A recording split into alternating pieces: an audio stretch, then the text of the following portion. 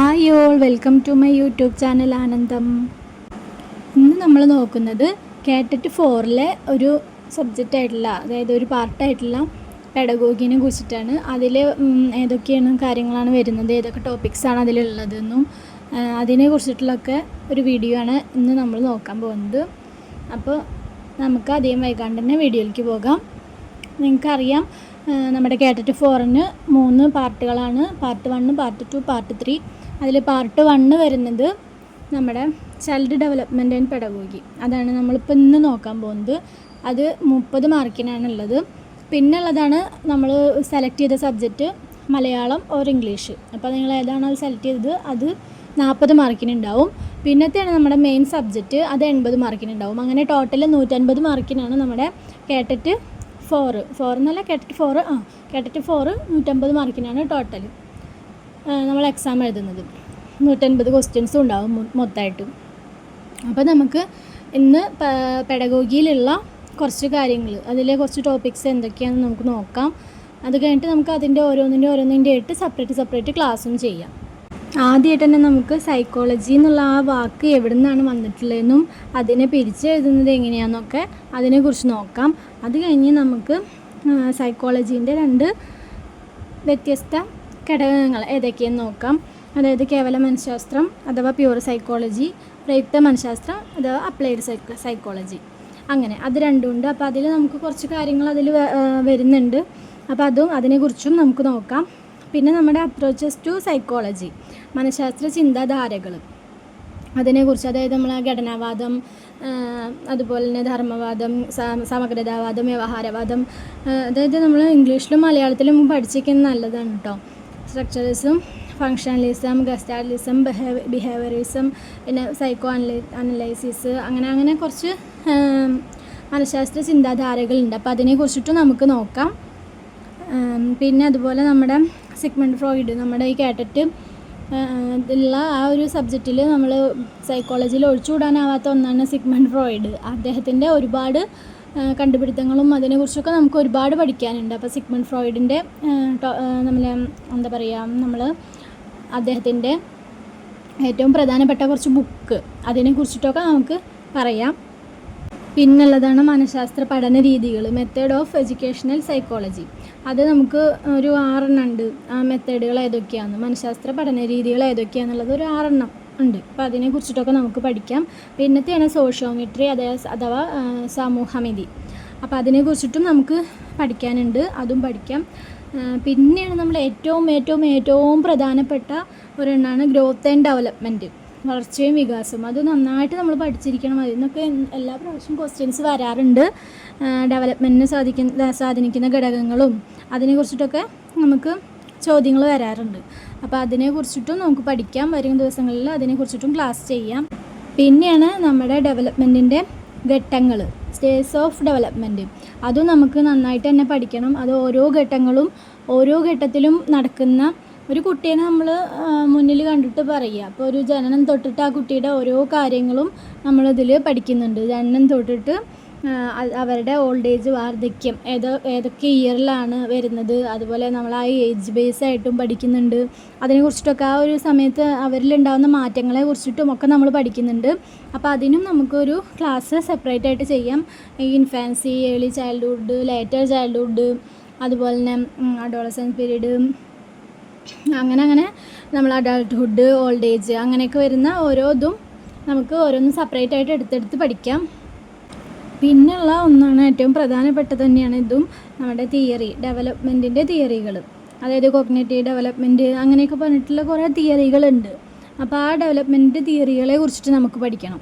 അത് ഓരോ മനഃശാസ്ത്രജ്ഞരാണ് ഇതൊക്കെ കണ്ടുപിടിച്ചിട്ടുള്ളതും അദ്ദേഹം, അങ്ങനെ ഓരോരോ മനഃശാസ്ത്രജ്ഞന്മാരായിട്ടാണ്. അതിന് നമ്മളിപ്പോൾ ഉദാഹരണത്തിന് കോഗ്നിറ്റീവ് ഡെവലപ്മെൻറ്റ് എന്നുള്ളത്, അതായത് വൈജ്ഞാനിക വികാസം, അത് കണ്ടുപിടിച്ചത് പിയാഷെയാണ്. അപ്പോൾ പിയാഷയുടെ പുസ്തകങ്ങൾ, അവർ പ്രധാനമായിട്ടും അവരുടെ ബുക്കുകൾ, അതുപോലെ അതിൻ്റെ ഓരോ ഘട്ടങ്ങളുണ്ട്. 3 ഘട്ടങ്ങളായിട്ടാണ് അദ്ദേഹം അത് തിരിച്ചിട്ടുള്ളത്.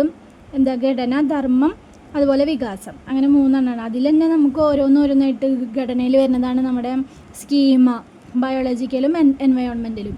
അതുപോലെ ഫങ്ഷൻ, പ്രവൃത്തിയിൽ വരുന്നതാണ് അസിമിലേഷൻ, അക്കോമഡേഷൻ, ഇക്വാലിബ്രേഷൻ. അപ്പോൾ ഇതൊക്കെ നമുക്ക് ഈ പ്രവൃത്തി എന്നുള്ള ഒരു ഘട്ടത്തിൽ വരുന്നതാണ്.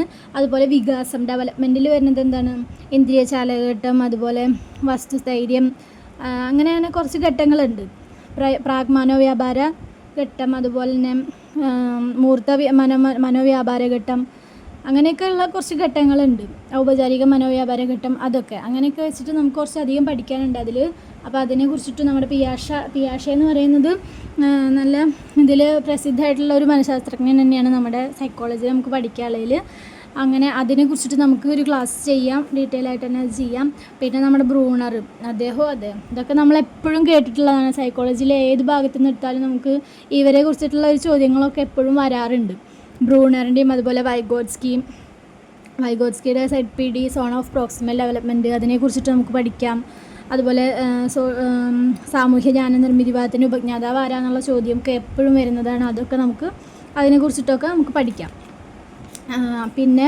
പിന്നത്തെയാണ് നമ്മുടെ വൈകാരിക വികാസം, ഇമോഷണൽ ഡെവലപ്മെൻറ്റ്, അതിനെക്കുറിച്ചിട്ടും നമുക്ക് പഠിക്കാം. അതിൽ ഈ വൈകാരിക വികാസത്തിലാണ് നമ്മുടെ കാതറിൻ ബ്രിഡ്ജസ് ചാർട്ട്, അതൊക്കെ നമുക്ക് ഡീറ്റെയിൽ ആയിട്ട് തന്നെ പഠിക്കണം. നമ്മൾ പുസ്തകങ്ങളിലൊക്കെ കാണുമ്പോൾ ചിലപ്പോൾ നമുക്ക് മനസ്സിലാവുന്ന രീതിയിലായിരിക്കില്ല അത് ഉണ്ടാവുക.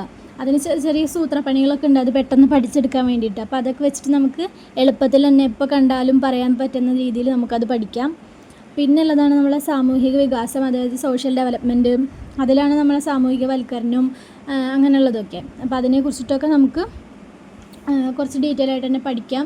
അതിലാണ് നമ്മുടെ എറിക് എച്ചറിസൺ, അദ്ദേഹത്തിൻ്റെ കുറച്ച് തിയറികളുണ്ട്. അപ്പോൾ അതിനെക്കുറിച്ചിട്ടും നമുക്ക് പഠിക്കാം. പിന്നെ ആൽബർട്ട് ബന്ദൂരയുടെ സാമൂഹിക പഠന സിദ്ധാന്തം, അതിനെക്കുറിച്ചിട്ട് പഠിക്കണം.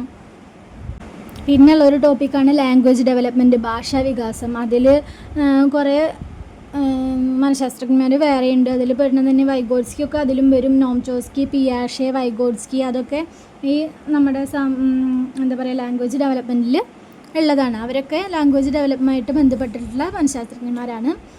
പിന്നെയാണ് നമ്മൾ മോറൽ ഡെവലപ്മെൻറ്റ്, നൈതിക വികാസം അല്ലെങ്കിൽ സാൻമാർഗിക വികാസം എന്ന് പറയും. അതിലും നമ്മുടെ പിയാഷെ കണ്ടോന്നും പറഞ്ഞില്ലേ, പിയാഷയ്ക്ക് നമ്മുടെ ഈ സൈക്കോളജിയിൽ ഒരുപാട് റോളുകളുണ്ട്. അദ്ദേഹത്തിന് ഒരുപാട് കാര്യങ്ങൾ അദ്ദേഹം കണ്ടുപിടിച്ചിട്ടുണ്ട് ഓരോ ഘട്ടത്തിലായിട്ടുള്ളൂ. അപ്പോൾ നമുക്ക് അതിനെക്കുറിച്ചിട്ടൊക്കെ ഒരുപാട് പഠിക്കാനുണ്ട് പിയാഷെനെ കുറിച്ചിട്ട്. ഇതിൽ നമ്മുടെ സാൻമാർഗിക വികാസത്തിലും അദ്ദേഹമുണ്ട്, മോറൽ ഡെവലപ്മെൻറ്റിലും അദ്ദേഹമുണ്ട്. അതുപോലെ കോൾബർഗ്, അദ്ദേഹത്തിൻ്റെ സിദ്ധാന്തം, അങ്ങനെ അദ്ദേഹത്തിൻ്റെയും നമുക്ക് പഠിക്കാനുണ്ട്. പിന്നെ അതിലാണ് ഈ പോസ്റ്റ് കൺവെൻഷൻ ലെവലും ഒക്കെ ഉള്ളത്. Pre convention level, post convention level, അതൊക്കെ നമുക്ക് പഠിക്കാനുണ്ട് അതിൽ. പിന്നെ നമ്മൾ പഠനത്തെക്കുറിച്ചിട്ട്, പഠനം എന്താണെന്നുള്ളതും അതിനെ കുറിച്ചിട്ടുള്ളത്, ഇൻഡിവിജ്വൽ വേരിയബിളും അതുപോലെ ടാസ്ക് വേരിയബിളും മെത്തേഡ് വേരിയബിൾ, അങ്ങനെ കുറച്ച് കാര്യങ്ങൾ അതുണ്ട്, അത് നമുക്ക് പഠിക്കാം. പിന്നെ ഉള്ളതാണ് പഠന സംക്രമണം, അത് ട്രാൻസ്ഫർ ഓഫ് ലേണിങ്. അത് എപ്പോഴും കൺഫ്യൂഷൻ വരും, കാരണം എങ്ങനെയാണ് എന്താണെന്നുള്ളത് പെട്ടെന്ന് അങ്ങോട്ട് കൂടി തിരിഞ്ഞു പോണ കാര്യങ്ങൾ, അതൊക്കെ നമുക്ക് ഡീറ്റെയിൽ ആയിട്ട് തന്നെ പഠിച്ചെടുക്കാം. വരും ദിവസങ്ങളിൽ അതിൻ്റെ ക്ലാസ്സൊക്കെ ചെയ്യാം. അധിക സംക്രമണവും നെഗറ്റീവ് ട്രാൻസ്ഫറും, അതുപോലെ സീറോ ട്രാൻസ്ഫർ, ശൂന്യ സംക്രമണം, ന്യൂന സംക്രമണം, അധിക സംക്രമണം, അതും നമുക്ക് പഠിക്കാം. പിന്നത്തെയാണ് നമ്മുടെ ലേണിംഗ് കർവ്. നമുക്ക് സൈക്കോളജിയിൽ ചോദ്യപേപ്പർ മുൻ വർഷങ്ങളിലൊക്കെ നോക്കിയാൽ അറിയാം. അതിലിങ്ങനെ ഇങ്ങനെ കാണിച്ചിട്ടുണ്ടാവും, മറ്റേ ഗ്രാഫ് തന്നിട്ട് അതിൽ ഇങ്ങനെ ഏതാണ് ഇതിൽ വരിക എന്നുള്ളത് അങ്ങനെ കാണിച്ചിട്ടുണ്ടാവും. അപ്പോൾ അത് നമുക്ക് പഠിക്കണം. സ്ട്രേറ്റ് ലൈൻ കർവും, കോൺവെക്സ് കർവ്, കോൺകേവ് കർവ്, അതുപോലെ തന്നെ നമ്മുടെ മിക്സഡ് കർവ്, അതൊക്കെ ഉണ്ട്. പിന്നെ പഠന പീഠസ്ഥലി, ലേണിംഗ് പ്ലേറ്റ്. അപ്പോൾ അതിനെക്കുറിച്ചിട്ട് നമ്മൾ പഠിക്കാനുണ്ട്. പഠന പീഠസ്ഥലിനെ കുറിച്ചിട്ട് നമുക്ക് കുറച്ചധികം തന്നെ പഠിക്കാനുണ്ട്. അതും നമുക്ക് പഠിക്കാം. ഗ്രാഫൊക്കെ വെച്ചിട്ട് നമുക്ക് അങ്ങനെ വരച്ച് അത് നമുക്ക് പഠിക്കാം. പിന്നെ ലേണിംഗ് തിയറീസിൽ തന്നെയാണ് വ്യവഹാര നിയമങ്ങൾ, അതിനെക്കുറിച്ചിട്ടും നമുക്ക് ഒരുപാട് പഠിക്കാനുണ്ട്. പാവ്ലോവിൻ്റെ ആ തിയറി നമുക്ക് പഠിക്കാനുണ്ട്. സ്റ്റിമുലസ് റെസ്പോൺസ് തിയറി, പാവ്ലോവിൻ്റെ കണ്ടീഷണൽ റെസ്പോൺസ് തിയറി എന്നും പറയും. അപ്പോൾ അതിനെക്കുറിച്ചിട്ട് നമുക്ക് പഠിക്കാനുണ്ട്. അതൊക്കെ ഈ ശാസ്ത്രജ്ഞന്മാരൊക്കെ ഓരോരോ ജന്തുക്കളെ വെച്ചിട്ടാണ് അതൊക്കെ ചെയ്തിട്ടുള്ളത്. ഇപ്പോൾ പാവ്ലോവ് ആണെങ്കിൽ പട്ടീനെ വെച്ചിട്ടാണ് ചെയ്തിട്ടുള്ളത്. അതുപോലെ തൊണ്ടേക്കിൻ്റെ ശ്രമപരാജയ സിദ്ധാന്തം, അത് പഠിക്കാനുണ്ട്. അതിൽ അദ്ദേഹം ആരെ വെച്ചിട്ടാണ്, പൂച്ചേനെ വെച്ചിട്ടാണ് അത് കണ്ടുപിടിച്ചിട്ടുള്ളത്. പിന്നെയാണ് നമ്മുടെ BF സ്കിന്നറിൻ്റെ ഒപ്പാരൻ്റ് കണ്ടീഷനിങ്, അത് നമ്മളെ റിവാർഡ് തിയറിയൊക്കെ അതിൽ പെടുന്നതാണ്. അതും അദ്ദേഹം ഇങ്ങനെ എലീനെ വെച്ചിട്ടാണ് കണ്ടുപിടിച്ചിട്ടുള്ളത്. പിന്നുള്ളതാണ് വ്യവഹാരവാദം, നമ്മുടെ JB വാട്സൻ്റെ വ്യവഹാരവാദം, അതുപോലെ CL ഹള്ളിൻ്റെ ഡ്രൈവ് റിഡക്ഷൻ തിയറി. അതുപോലെ നമ്മൾ ഏറ്റവും പ്രധാനപ്പെട്ട ഒന്നാണ് ഗാഗ്നയുടെ പഠനശ്രേണി. അത് 8 സ്റ്റേജസ് ആയിട്ടാണ് അദ്ദേഹം അതിനെ മാറ്റിയിട്ടുള്ളത്. ആ 8 സ്റ്റേജസ് നമ്മൾ പഠിക്കണം. പിരമിഡ് പോലെയൊക്കെ വെച്ചിട്ട് നമുക്ക് 1, 2, 3 അങ്ങനെ പറഞ്ഞിട്ട് നമ്മൾ 8 സ്റ്റേജസും ഗാഗ്നയുടെ അത് പഠിക്കണം നമ്മൾ. അതൊക്കെ ഇമ്പോർട്ടൻ്റ് ആണ് കേട്ടോ. പിന്നെയാണ് നമ്മുടെ ഗസ്റ്റാൾട്ട് തിയറി, അതായത് ഉൾക്കാഴ്ച പഠന സിദ്ധാന്തം എന്നും പറയും അതിനെ. അപ്പോൾ അത് കോഹ്ലർ, കോഫ്ക, വേത്തിമർ അതൊക്കെ അവരാണ് കൂടുതലായിട്ട് ഇതിനെ കണ്ടുപിടിച്ചിട്ടുള്ളത്. അപ്പോൾ അതിൻ്റെ കുറച്ച് കാര്യങ്ങൾ നമുക്ക് പഠിക്കാനുണ്ട്. സാമീപ്യ നിയമം, പരിപൂർത്തി നിയമം, സാമ്യതാ നിയമം, തുടർച്ചാ നിയമം. അതൊക്കെ നമുക്കിങ്ങനെ ചിത്രങ്ങൾ തന്നിട്ട് ഇത് ഏത് നിയമവുമായി ബന്ധപ്പെട്ടിട്ടാണ്, അല്ലെങ്കിൽ ഇത് ആരുടെ നിയമമാണ്, ഇത് എന്ത് തിയറിയാണ്, അങ്ങനെയൊക്കെ ചോദിച്ചിട്ട് വരാറുണ്ട്. അപ്പോൾ അതും നമുക്ക് കുറച്ച് ഡീറ്റെയിൽ ആയിട്ട് തന്നെ പഠിക്കാം. പിന്നെയാണ് അന്തർദൃഷ്ടി പഠന സിദ്ധാന്തം, അതിൻ്റെയും കോഹ്ലറിൻ്റെ അത് നമുക്ക് പഠിക്കണം. അതുപോലെ ക്ഷേത്ര സിദ്ധാന്തം, ഫീൽഡ് തിയറി, കാർട്ടിലേവിൻ്റെ അത് പഠിക്കാനുണ്ട്. പിന്നെ അപ്രോച്ചസ് ഉണ്ട്, കുറേ അപ്രോച്ചസ് ഉണ്ട്, മൂന്ന് തരത്തിലുള്ള അപ്രോച്ചസ് ഉണ്ട്. അപ്പോൾ അതിനെ കുറിച്ചിട്ട് നമുക്ക് പഠിക്കാം. പിന്നെ ഉള്ളതാണ് അസുബലിൻ്റെ ലേണിംഗ് തിയറി, അതും പഠിക്കാം. പിന്നെ എബ്രഹാം മാസ്ലോയുടെ ആത്മസാക്ഷാത്കാര സിദ്ധാന്തം, ഇത് എപ്പോഴും ക്വസ്റ്റ്യൻ വരുന്ന ഒരു കാര്യമാണ്. അപ്പോൾ ഇത് നമുക്ക് എന്തായാലും നന്നായിട്ട് പഠിക്കണം. അത് 5 സ്റ്റേജസ് ആയിട്ട് അദ്ദേഹം കുറിച്ചിട്ടിട്ടുണ്ട്. അതും നമ്മുടെ പിരമിഡ് പോലെ തന്നെ അങ്ങനെ കുറിച്ചിട്ടിട്ടുണ്ട്. അതും നമുക്ക് പഠിക്കാം. പിന്നെ ഉള്ളതാണ് നമ്മുടെ പഠന വൈകല്യം, ലേണിംഗ് ഡിസബിലിറ്റീസ് ഉണ്ട്, ഡിസ്ലെക്സിയ, ഡിസ്ഗ്രാഫിയ അങ്ങനെയൊക്കെ പറഞ്ഞിട്ട് കുറച്ച് പഠന വൈകല്യങ്ങളുണ്ട്. അപ്പോൾ അതിനെ കുറിച്ചിട്ട് നമുക്ക് പഠിക്കാം. ഇതിപ്പോൾ പകുതിയായിട്ടേ ഉള്ളൂ. ഇപ്പോൾ നമ്മുടെ സൈക്കോളജി എന്ന് പറഞ്ഞ ഒരു കടല് പോലെയാണ്, അതിൽ ഒരുപാട് കാര്യങ്ങൾ പഠിക്കാനുണ്ട്. അതിൽ കുറച്ച് ടോപ്പിക്സാണ് ഇപ്പോൾ ഞാൻ പറഞ്ഞത്.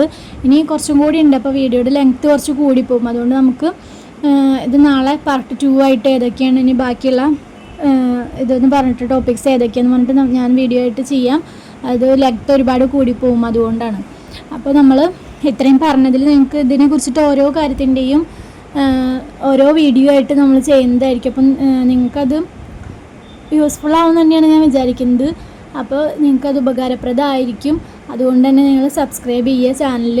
അപ്പോഴാണ് ഞാനിടുന്ന വീഡിയോസിൻ്റെ നോട്ടിഫിക്കേഷനൊക്കെ നിങ്ങൾക്ക് കിട്ടുള്ളൂ. അപ്പോൾ നിങ്ങൾക്ക് വേഗം തന്നെ വന്ന് കാണാനും പറ്റും വീഡിയോ. അപ്പോഴാണ് എന്നിട്ട് നിങ്ങൾ സ്വന്തമായിട്ട് നോട്ടാക്കിയിട്ട് പഠിക്കുകയോ അങ്ങനെയൊക്കെ ചെയ്യാം. ഞാനൊക്കെ അങ്ങനെ തന്നെയാണ് പഠിച്ചിട്ടുള്ളത്, സ്വന്തമായിട്ട് നോട്ട് എഴുതിയിട്ട് അങ്ങനെയാണ് പഠിച്ചിട്ടുള്ളത്. അപ്പോൾ നിങ്ങൾക്ക് അതുപോലെ നോട്ടാക്കിയിട്ടൊക്കെ പഠിക്കാം അങ്ങനെ. അപ്പോൾ നമ്മൾ ചാനൽ ആദ്യമായിട്ടാണ് കാണുന്നതെന്ന് വെച്ചെങ്കിൽ ലൈക്ക് ചെയ്യുക, ഷെയർ ചെയ്യുക, സബ്സ്ക്രൈബ് ചെയ്യുക. ഈ വീഡിയോ ഇഷ്ടമായെങ്കിൽ ലൈക്ക് ചെയ്യുക, ഇഷ്ടമായില്ലെങ്കിൽ ഡിസ്ലൈക്കും ചെയ്യാം. അപ്പോൾ സബ്സ്ക്രൈബ് ചെയ്യാൻ മറക്കരുത്. ഇനി നമുക്ക് വേറൊരു വീഡിയോയുമായിട്ട് പിന്നീട് കാണാം. ബൈ.